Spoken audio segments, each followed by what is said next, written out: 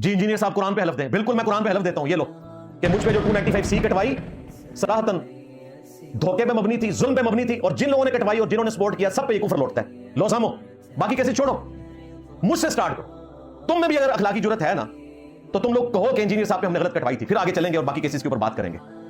میں نے تو بھگت لیا نا کہ ایک مسلمانوں کا سپیکر جو اس وقت اسلام کا سب سے بڑا پلیٹ فارم لے کر چل رہا ہے, نہ صرف نان مسلم کے خلاف علمی دلائل رکھتا ہے بلکہ مسلمانوں میں جو سب سے بڑی بدعت ہے فرقہ واریت, اس کے خلاف اس نے اعلان جنگ کیا ہوا ہے, جو نہ ڈاکٹر اسرار صاحب رحمہ اللہ کے ذمہ تھا نہ مولانا مودودی رحمہ اللہ کے ذمہ تھا.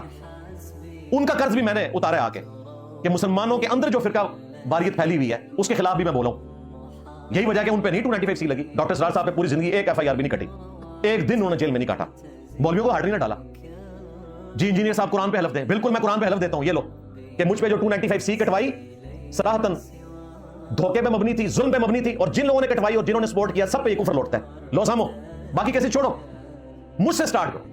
تم میں بھی اگر اخلاقی جرت ہے نا تو تم لوگ کہو کہ انجینئر صاحب پہ ہم نے غلط کٹوائی تھی, پھر آگے چلیں گے اور باقی کیسز کے اوپر بات کریں گے.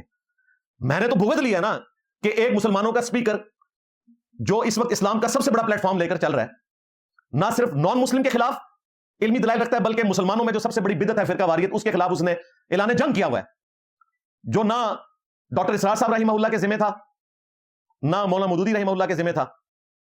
ان کا قرض بھی میں نے اتارا آ کے کہ مسلمانوں کے اندر جو فرقہ واریت پھیلی ہوئی ہے اس کے خلاف بھی میں بولوں.